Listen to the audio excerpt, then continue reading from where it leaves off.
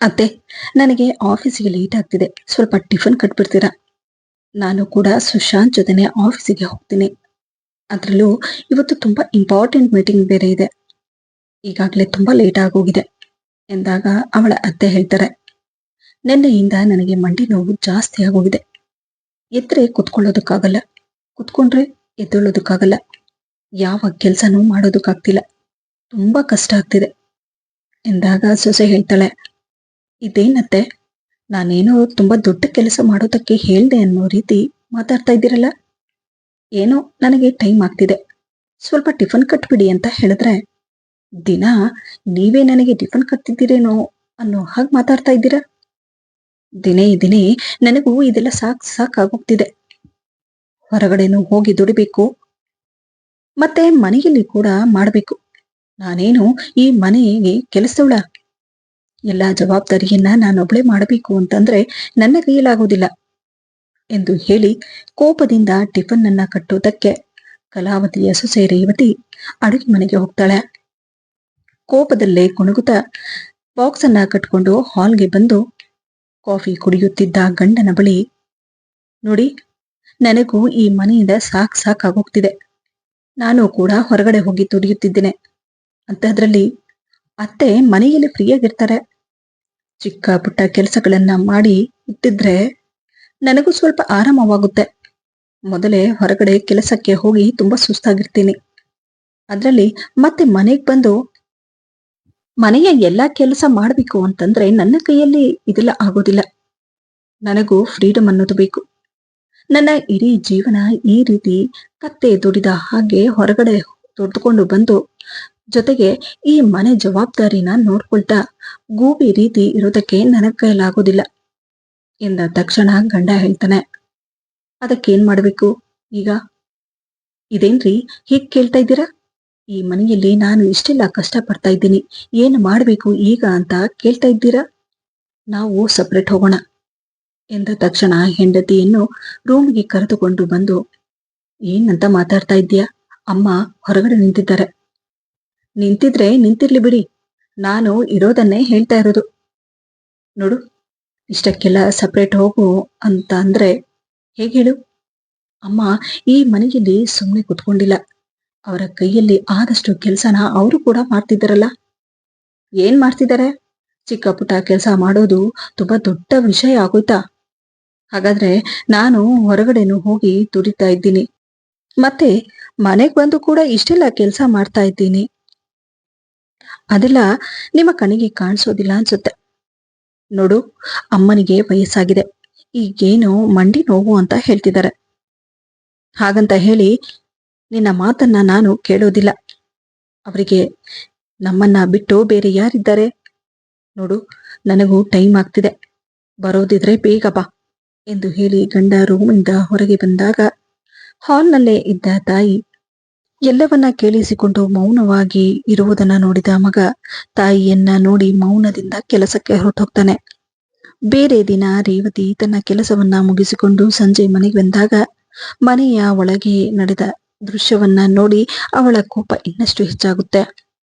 ತನ್ನ ಅತ್ತೆ ಪಕ್ಕದ ಮನೆ ಭಾಗ್ಯ ಅನ್ನುವಾಕೆಯ ಜೊತೆ ಮನೆಯ ಒಳಗೆ ಮಾತನಾಡ್ತಾ ಕುಳಿತಿರುವುದನ್ನ ನೋಡಿದ ಸೊಸೆ ಕೋಪದಿಂದ ರೂಮಿಗೆ ಹೋಗಿ ತನ್ನ ಬ್ಯಾಗ್ ಅನ್ನ ಇಟ್ಟು ಹಾಲಿಗೆ ಬಂದು, ಅತ್ತೆ, ನಿಮ್ಮ ಮಗನಿಗೆ ಇದೆಲ್ಲ ಕಣ್ಣಿಗೆ ಕಾಣಿಸೋದಿಲ್ಲ ಅನ್ಸುತ್ತೆ.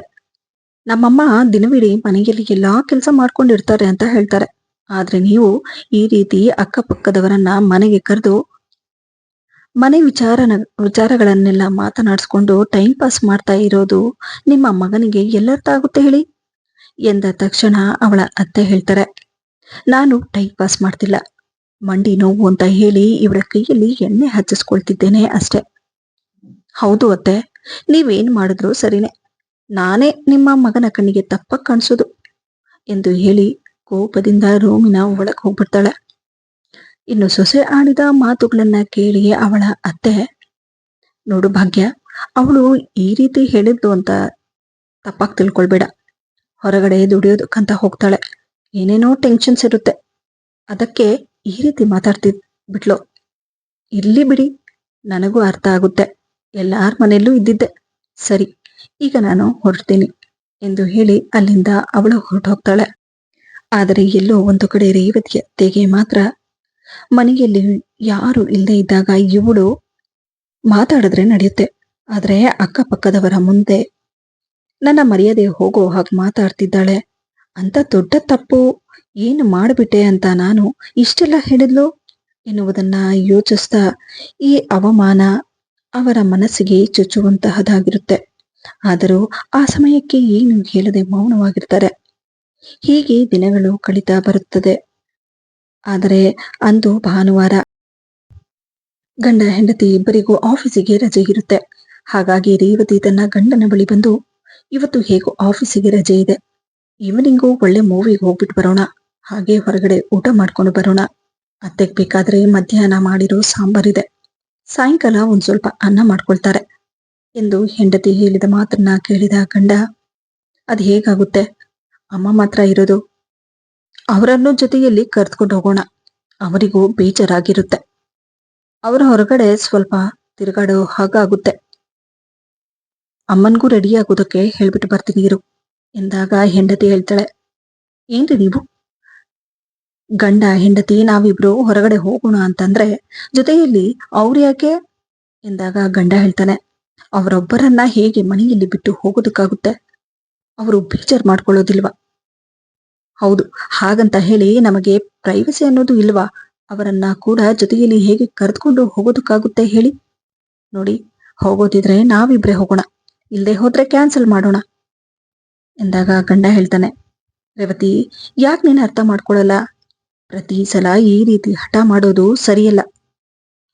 ನಮ್ಮನ್ನ ಬಿಟ್ರೆ ಅಮ್ಮನಿಗೆ ಬೇರೆ ಯಾರಿದ್ದಾರೆ ಹೇಳು, ಅವರನ್ನ ಜೊತೆಯಲ್ಲಿ ಕರೆದುಕೊಂಡು ಹೋಗೋಣ ಎಂದಾಗ, ನೋಡಿ ಅವರು ಜೊತೆಯಲ್ಲಿ ಬಂದ್ರೆ ನಾನು ಬರೋದಿಲ್ಲ, ಪೂರ್ತಿ ತಿಂಗಳು ಕೆಲಸ ಮಾಡ್ತೀವಿ, ಎಲ್ಲೂ ಹೊರಗಡೆ ಹೋಗೋದಿಲ್ಲ, ನಮ್ಮಿಬ್ಬರಿಗೂ ಪ್ರೈವಸಿ ಅನ್ನೋದು ಇಲ್ಲ, ನಾವಿಬ್ರೇ ಎಲ್ಲಾದ್ರೂ ಹೊರಗಡೆ ಹೋಗೋಣ ಅಂತಂದ್ರೆ ಸಾಕು, ಅಮ್ಮ ಅಮ್ಮ ಅಂತಿರಲ್ಲ, ಪ್ರತಿ ಸಲ ಹೀಗೆ ಮಾಡ್ತೀರಾ, ನೀವ್ ಹೋಗ್ಬಿಟ್ಟು ಬನ್ನಿ, ನಾನು ಬರೋದಿಲ್ಲ ಎಂದು ಹೇಳಿ ಕೋಪದಿಂದ ರೂಮಿಂದ ಹೊರಗೆ ಬರ್ತಾಳೆ.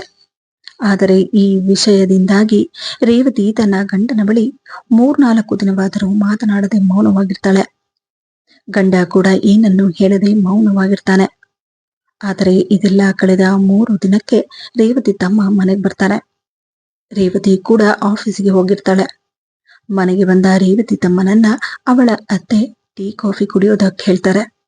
ಆದರೆ ಅವನು ಏನನ್ನು ಕುಡಿಯದೆ 1 ಗ್ಲಾಸ್ ನೀರು ಕೊಡಿ ಸಾಕು ಎಂದು ಹೇಳಿ ಹಾಲ್ನಲ್ಲೇ ಕುಳಿತಿರ್ತಾನೆ. ಅಷ್ಟರಲ್ಲಿ ರೇವತಿ ಕೂಡ ಆಫೀಸಿನಿಂದ ಮನೆಗೆ ಬರ್ತಾಳೆ. ಅರೆ ಸೂರಜ್, ಎಷ್ಟೊತ್ತಾಯ್ತು ಬಂದು ಎಂದಾಗ, ಅದು ಈಗ ಒಂದು 10 ನಿಮಿಷ ಅಷ್ಟೇ ಅಕ್ಕ. ಸರಿ, ಬರ್ತಾ ಇರೋದು ಫೋನ್ ಕೂಡ ಮಾಡಿಲ್ಲ. ಅದೇನಿಲ್ಲ, ಹೇಗೂ ನೀನು ಕೆಲಸದಿಂದ ಮನೆಗೆ ಬರೋ ಟೈಮ್ ಆಗಿದೆ, ಸರ್ಪ್ರೈಸ್ ಕೊಡೋಣ ಅಂತ ಹೇಳಿ ಬಂದೆ ಅಷ್ಟೆ. ಸರಿ, 1 ನಿಮಿಷ ಇರು, ಕೈಕಾಲು ಮುಖ ತೊಳೆದುಕೊಂಡು ಬರ್ತೀನಿ ಎಂದು ಹೇಳಿ ರೇವತಿ ರೂಮಿಗೆ ಹೋಗಿ ಕೈಕಾಲು ಮುಖವನ್ನ ತೊಳೆದು ಮತ್ತೆ ಹಾಲಿಗೆ ಬಂದು ತಮ್ಮನ ಹತ್ರ ಮಾತನಾಡ್ತಾ, ಇರು, ತಿನ್ನೋದಕ್ಕೇನಾದ್ರೂ ತಂದು ಕೊಡ್ತೀನಿ, ನಮ್ಮತ್ತೆ ಏನು ಕೊಡ್ಲಿಲ್ವಾ, ಅದು ನನಗೊಂದು ಗ್ಲಾಸ್ ನೀರು ಕೊಡಿ ಅಂತ ಹೇಳ್ದೆ, ನೀರು ಕೊಟ್ರು ಎಂದು ತಮ್ಮ ಹೇಳಿದ ತಕ್ಷಣ, ಹೌದಪ್ಪ, ನಮ್ಮತ್ತೆ ನಮ್ಮವರು ಬಂದ್ರೆ ಅವರು ಇದನ್ನೆಲ್ಲ ಏನಕ್ಕೆ ಕೊಡ್ತಾರೆ ಹೇಳು, ಅಕ್ಕ ಸುಮ್ಮನೆ ಇರು, ಹೋಗ್ಲಿ, ನೀನ್ ಸುಮ್ಮನೆ ಇರು, ಈ ಮನೆಯಲ್ಲಿ ಕತ್ತೆ ದುಡಿಯೋ ಹಾಗೆ ನಾನ್ ದುಡಿತಾ ಇದ್ದೀನಿ, ಮನೆಗೆ ಯಾರಾದ್ರೂ ನಮ್ಮವರು ಬಂದ್ರೆ ಏನಾದ್ರೂ ಕೊಡಬೇಕು ಅನ್ನೋದು ಗೊತ್ತಿಲ್ವಾ ಎಂದ ತಕ್ಷಣ ರೂಮಲ್ಲಿದ್ದ ಅವಳ ಅತ್ತೆ ಹಾಲ್ಗೆ ಬಂದು, ನೋಡಮ್ಮ, ಏನು ಗೊತ್ತಿಲ್ಲದೆ ಮಾತಾಡ್ಬೇಡ, ಟೀ ಕಾಫಿ ಬೇಕಾ ಅಂತ ಕೇಳ್ದೆ, ಅವನು ಬೇಡ ಅಂದಿದ್ದಕ್ಕೆ ನೀರು ಕೊಟ್ಟೆ, ಅದ್ರಲ್ಲಿ ತಪ್ಪೇನಿದೆ,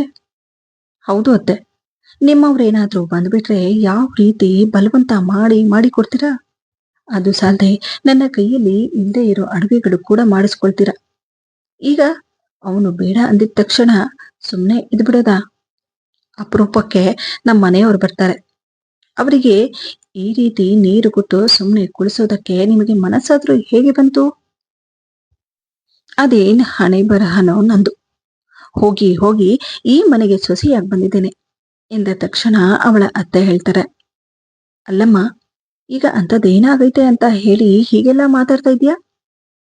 ಇನ್ನೇನ್ ಆಗ್ಬೇಕತ್ತೆ? ಎಲ್ಲ ನಿಮ್ಮ ಕಣ್ಣು ಮುಂದೆನೆ ನಡೀತಿದೆ. ಏನು ಗೊತ್ತೇ ಇಲ್ಲ ಅನ್ನೋ ಹಾಗೆ ಮಾತಾಡ್ತಾ ಇದ್ದೀರಲ್ಲ. ನನ್ನ ಹಣೆಬರಹ ಸರಿ ಇಲ್ಲ ಅನ್ನೋದ್ರಲ್ಲಿ ತಪ್ಪೇನಿದೆ ಹೇಳಿ? ನಿಮ್ಮಿಂದಾಗಿ ನಾವು ಗಂಡ ಹೆಂಡತಿ ಹೊರಗ್ ಕೂಡ ಹೋಗೋ ಹಾಗಿಲ್ಲ. ನಮಗೆ ಸಿಗೋದೇ ಭಾನುವಾರ ಒಂದು ದಿನ ರಜೆ ಸಿಗುತ್ತೆ.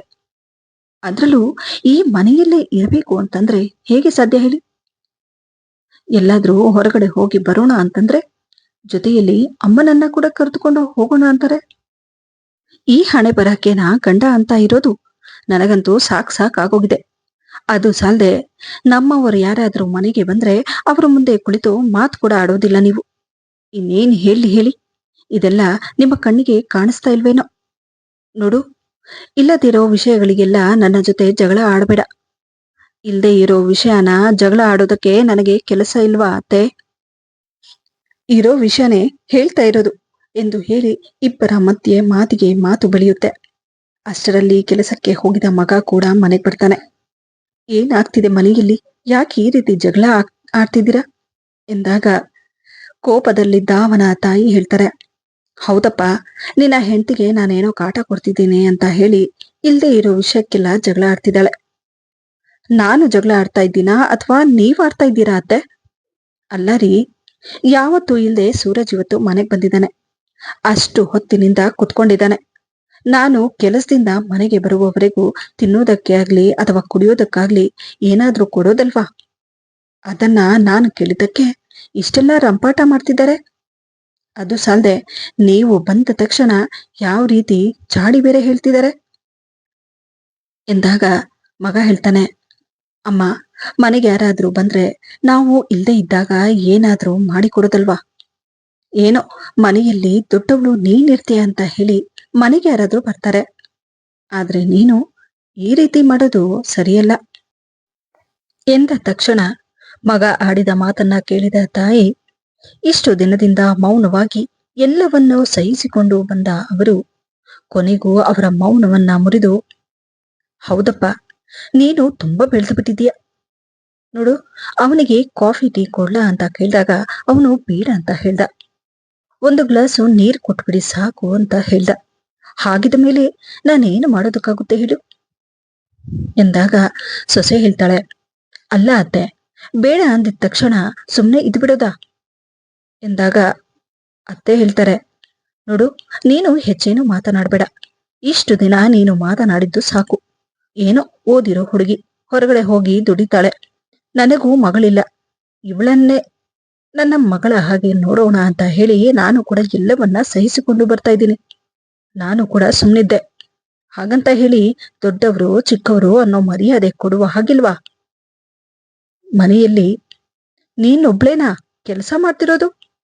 ನಿನ್ನ ಸರಿಯಾಗಿ ನನ್ನ ಕೈಯಲ್ಲಿ ಆದಷ್ಟು ಕೆಲಸವನ್ನೆಲ್ಲ ನಾನು ಮಾಡ್ತಾ ಇದ್ದೀನಿ. ಈಗ ನಿನ್ನಿಂದ ಎಲ್ಲ ಕಲಿಬೇಕು ನಾನು. ಇನ್ನ ನಿನ್ನ ಗಂಡನ ಜೊತೆ ಹೊರಗಡೆ ಹೋಗ್ಬೇಡ ಅಂತ ನಾನು ಯಾವತ್ತಾದ್ರೂ ಹೇಳಿದ್ನಾ?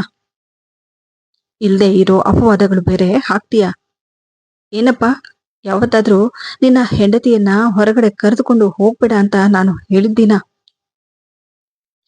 ಎಂದಾಗ ತಾಯಿ ಹೇಳಿದ ಮಾತನ್ನ ಕೇಳಿ ಮಗ ಹೇಳ್ತಾನೆ, ಅಮ್ಮ, ನಾವು ಹೊರಗಡೆ ಹೋದ್ರೆ ನೀನೊಬ್ಳೇ ಮನೇಲಿ ಇರ್ತೀಯ.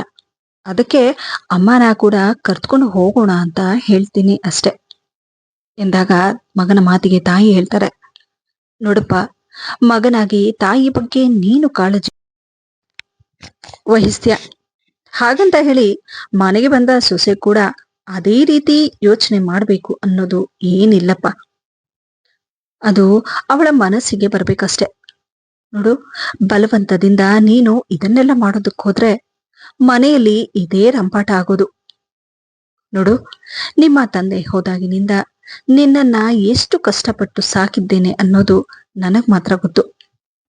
ಇರೋ ಒಬ್ಬ ಮಗ, ಅವನಿಂದ ದೂರ ಹೋಗ್ಬಾರ್ದು, ಅವನನ್ನ ಬಿಟ್ರೆ ನನಗೆ ಬೇರೆ ಯಾರಿದ್ದಾರೆ ಅಂತ ಹೇಳಿ ನೀನು ನಿನ್ನ ಹೆಂಡತಿ ಮಾಡ್ತಾ ಇರೋ ಕೆಲಸಗಳು ಹಾಗೂ ಆಡ್ತಾ ಇರುವ ಮಾತುಗಳನ್ನೆಲ್ಲ ಕೇಳಿ ಎಲ್ಲವನ್ನ ಸಹಿಸಿಕೊಂಡು ಹೋಗ್ತಿದ್ದೆ.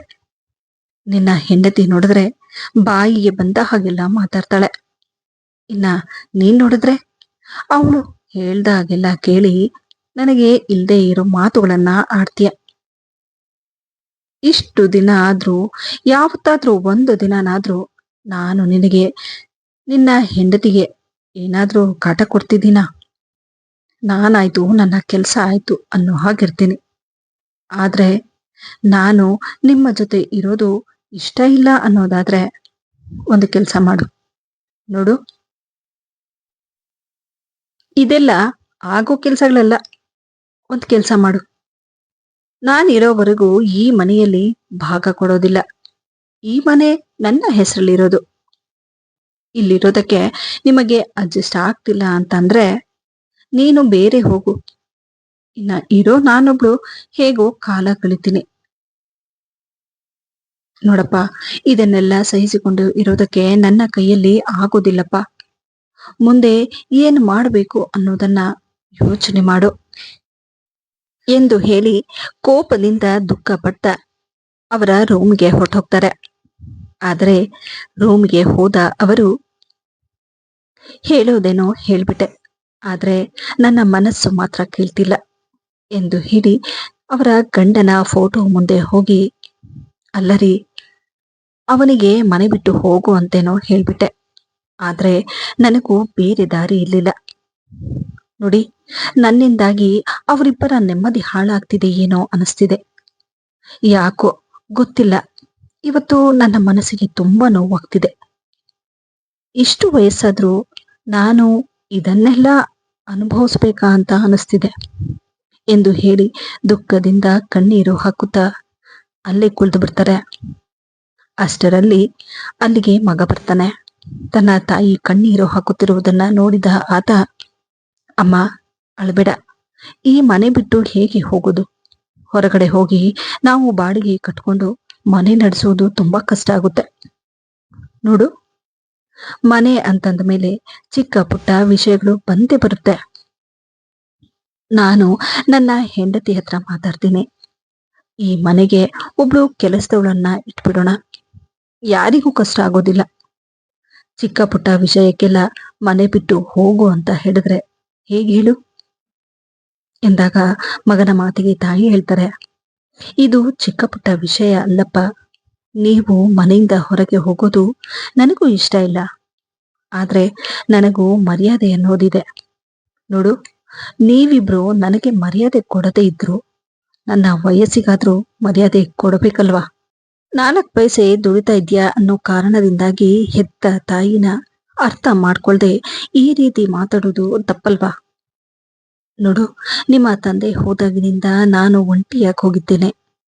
ನಿನ್ನನ್ನ ಬಿಟ್ರೆ ನನಗೂ ಬೇರೆ ಯಾರು ಇಲ್ಲ ಎಂದಾಗ ಮಗನು ಹೇಳ್ತಾನೆ, ಅಮ್ಮ, ಅವಳು ಕೆಲಸಕ್ಕೆ ಹೋಗಿ ಕೆಲಸದ ಟೆನ್ಷನ್ನಿಂದ ಮನೆಗೆ ಬಂದು ಈ ರೀತಿ ಎಲ್ಲ ಮಾತಾಡ್ಬಿಟ್ಟಿದ್ದಾಳೆ.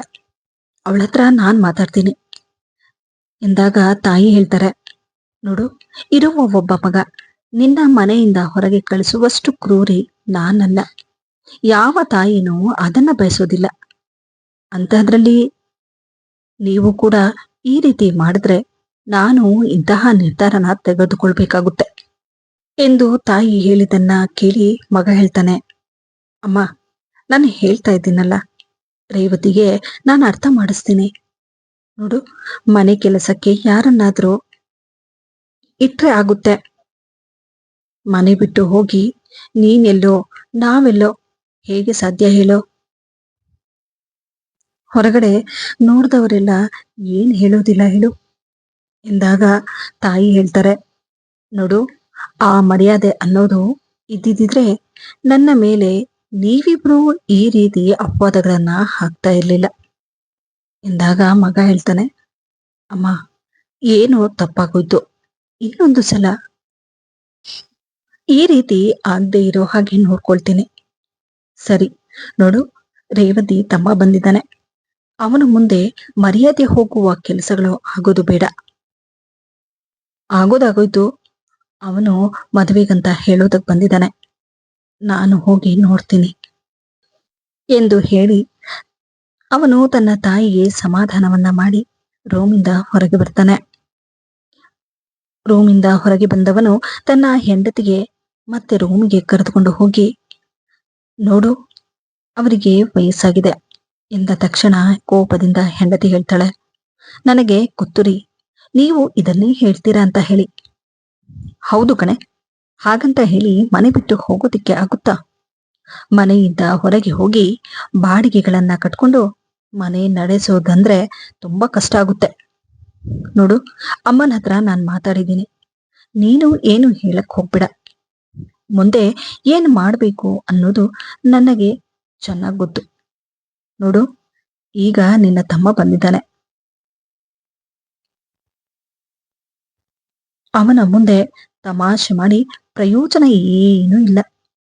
ಹೋಗಿ ಅವನಿಗೆ ಏನಾದ್ರೂ ತಿನ್ನೋದಕ್ಕೆ ಕೊಡು. ನೋಡು, ನನಗೆ ಹೊರಗಡೆ ಸ್ವಲ್ಪ ಕೆಲಸ ಇದೆ, ನಾನು ಹೋಗ್ಬಿಟ್ಟು ಬರ್ತೀನಿ ಎಂದು ಹೇಳಿ ಅವನು ಮೌನವಾಗಿ ಮನೆಯ ಹೊರಗೆ ಹೋಗ್ತಾನೆ.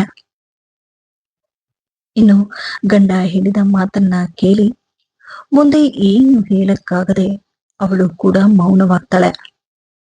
ಅವನು ಹೇಳಿದ ಹಾಗೆ ಮನೆಗೆ ಕೆಲಸದವಳನ್ನ ಇಟ್ಟು ಮತ್ತೆ ಮನೆಯಲ್ಲಿ ಇಂತಹ ಘಟನೆಗಳು ಆಗದೆ ಇರೋ ಹಾಗೆ ಇರೋದಕ್ಕೆ ಪ್ರಯತ್ನ ಪಡ್ತಾರೆ. ಇಲ್ಲಿ ಅರ್ಥ ಮಾಡಿಕೊಳ್ಳಬೇಕಾದ ವಿಷಯವೇನೆಂದರೆ, ಸೊಸೆಯಾದರೂ ಹೆಣ್ಣೆ, ಅತ್ತೆಯಾದರೂ ಹೆಣ್ಣೆ, ತಾಯಿಯಾದರೂ ಹೆಣ್ಣೆ. ಇಲ್ಲಿ ಯಾರನ್ನು ಭೇದ ಭಾವ ಮಾಡದೆ ಸರಿ ಸಮಾನವಾಗಿ ನೋಡಿದರೆ ಅಂತಹ ಸಂಬಂಧಗಳಲ್ಲಿ ಬಿರುಕು ಬರುವುದಿಲ್ಲ. ಈ ವಿಡಿಯೋದಿಂದ ನಿಮಗೆ ಏನಾದರೂ ಉಪಯೋಗವಾದಲ್ಲಿ ವಿಡಿಯೋಗೆ ಒಂದು ಲೈಕ್ ಮಾಡಿ, ಆದಷ್ಟು ನನ್ನ ವಿಡಿಯೋಸ್ ಅನ್ನ ಶೇರ್ ಮಾಡಿ ಹಾಗೂ ನನ್ನ ಚಾನೆಲ್ ಅನ್ನ ಸಬ್ಸ್ಕ್ರೈಬ್ ಮಾಡುವುದನ್ನ ಮರೆಯಬೇಡಿ.